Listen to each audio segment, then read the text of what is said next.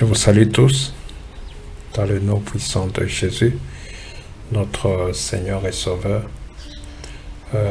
Aujourd'hui, nous sommes encore contents de partager avec vous tous le module 10 qui est l'intercession. Nous allons parler dans cette vidéo de la définition et de l'origine de l'intercession. J'aimerais réellement vous amener à comprendre quelle est l'origine et la définition de l'intercession. Alors nous allons voir dans la Bible, avant qu'on aille dans la Bible, nous allons prendre quelques définitions que j'ai trouvé que c'était important que nous puissions avoir. C'est la première définition de l'intercession, c'est l'action de faire une prière à la place de quelqu'un d'autre.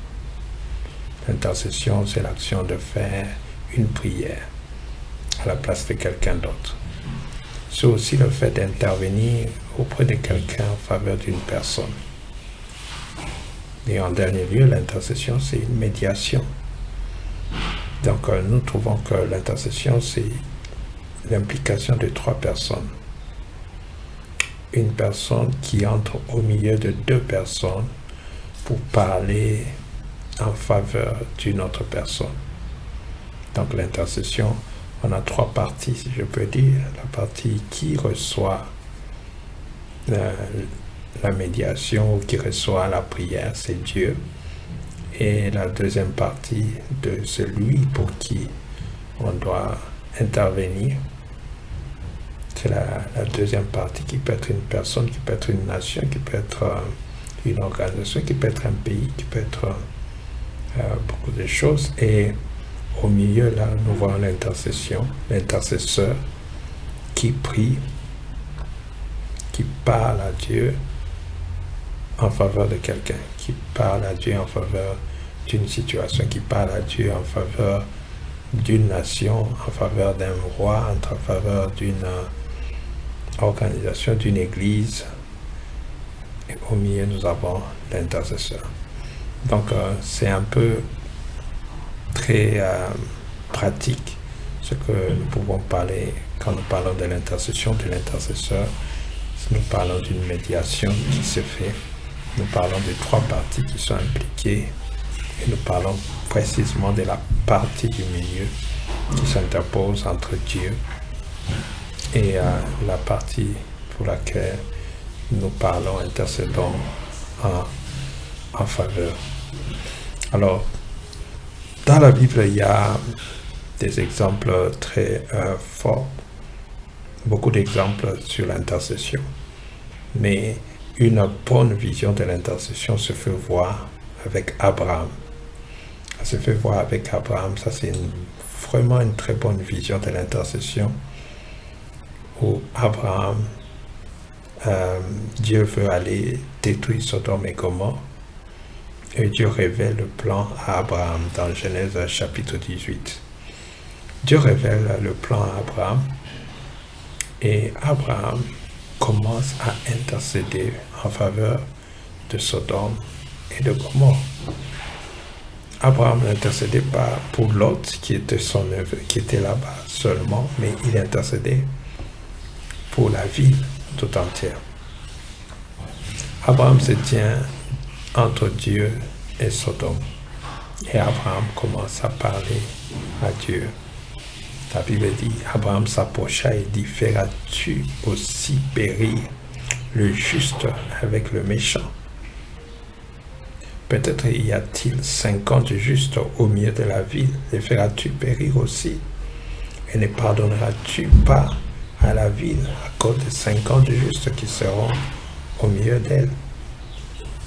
Ça, c'est l'intercession d'Abraham qui se tient vraiment entre Dieu et la ville de Sodome, en train d'intercéder pour que Dieu n'aille pas détruire Sodome et Gomorrhe, pour que Dieu puisse considérer la présence de juste à Sodome et Gomorrhe et arrête de détruire cette ville-là.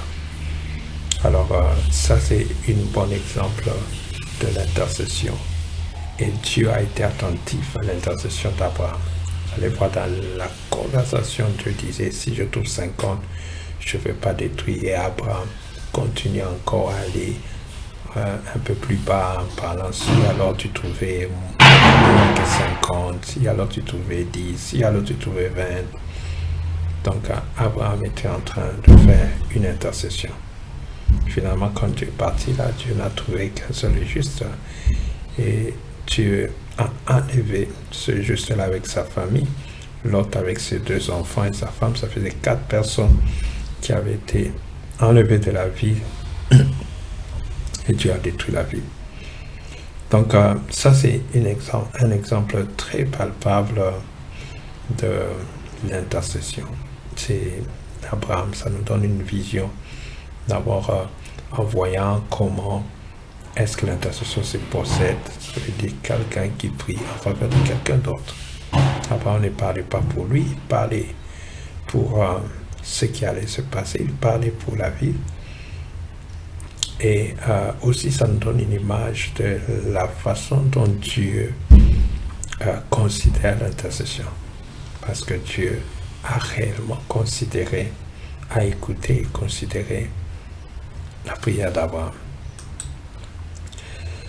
Et nous voyons aussi dans Ésaïe 59, pour montrer aussi que Dieu n'a pas seulement considéré l'intercession d'Abraham, mais Dieu, c'est un Dieu aussi qui a besoin des intercesseurs.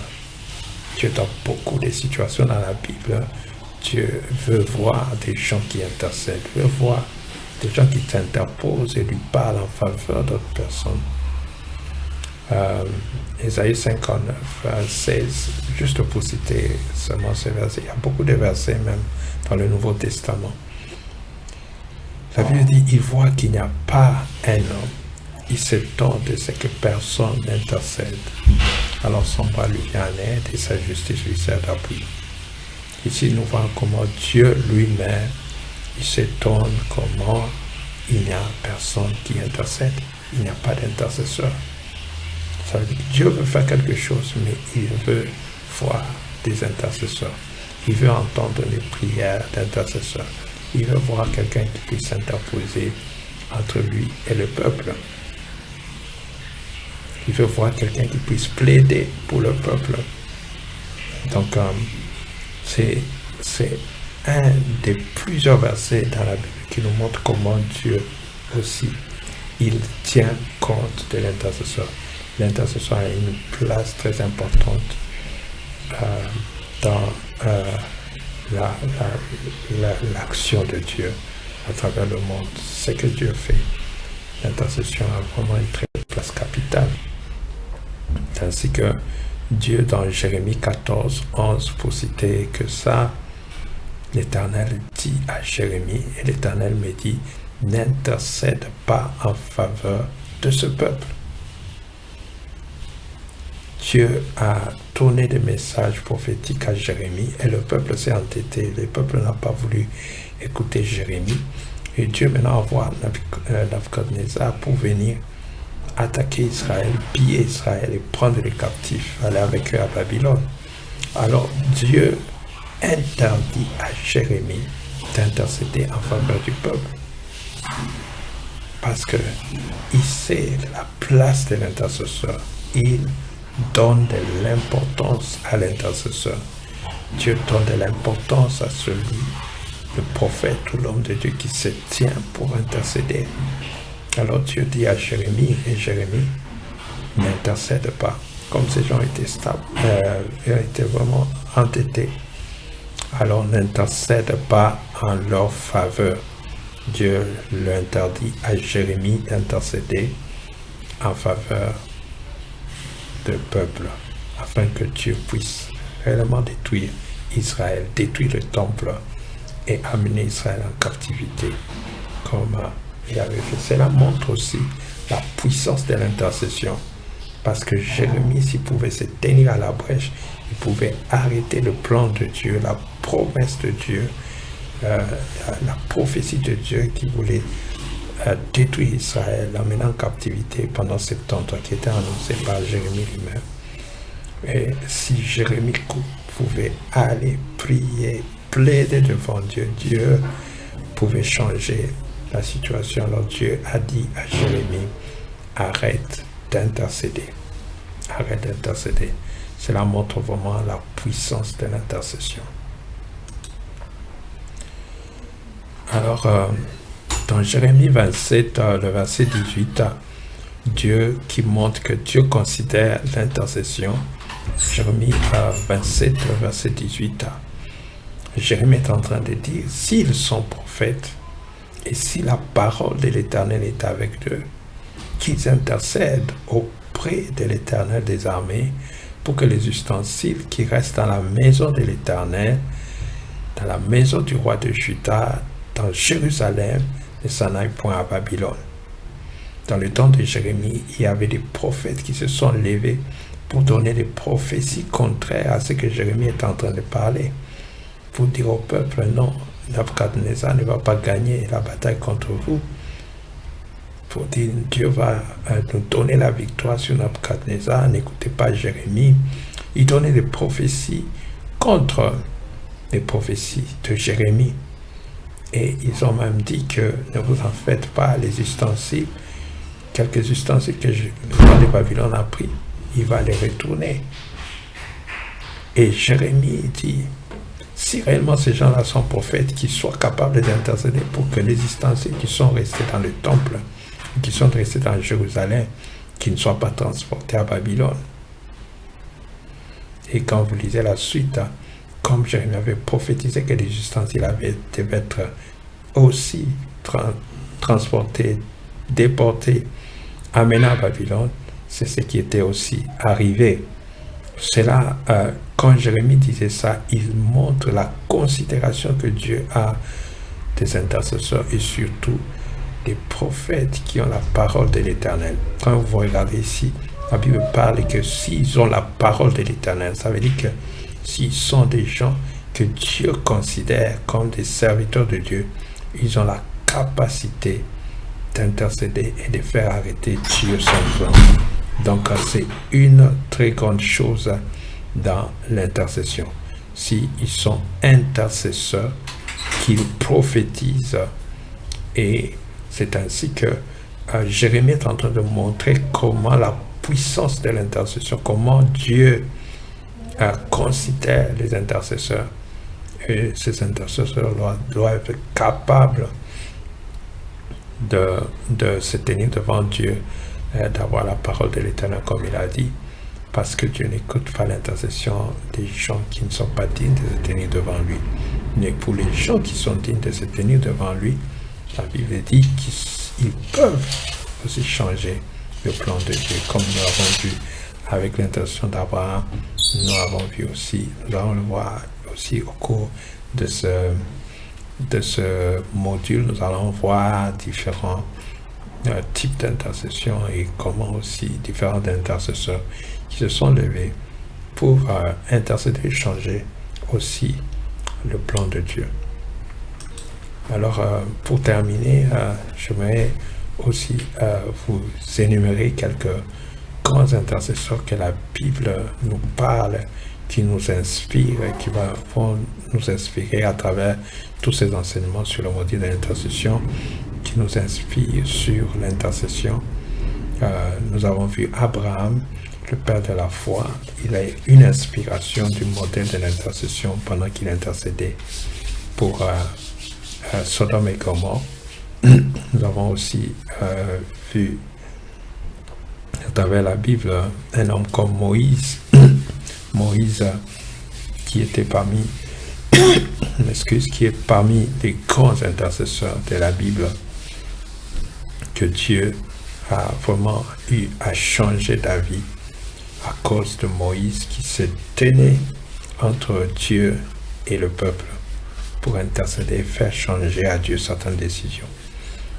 Nous avons aussi vu Daniel, qui a été aussi un grand intercesseur, qui s'est tenu à la brèche pour prier pour Israël, pour qu'Israël puisse rentrer de la déportation, comme Jérémie l'avait prophétisé. Donc Daniel était parti dans les jeunes des jeûnes et des prières pendant des mois, des semaines pour intercéder en faveur d'Israël. Nous voyons aussi l'exemple d'Esther dans la Bible qui est cette reine qui était partie devant le roi pour plaider la cause de Juifs auprès du roi.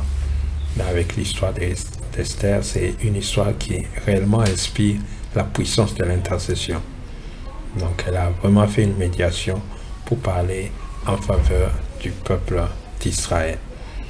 Et nous avons, il y a aussi Néhémie qui a été une personne qui travaille auprès du roi et qui a commencé à se lamenter, à prier et à aller dans les jeûnes pour la restauration de Jérusalem, des ruines d'Israël, des ruines de Jérusalem.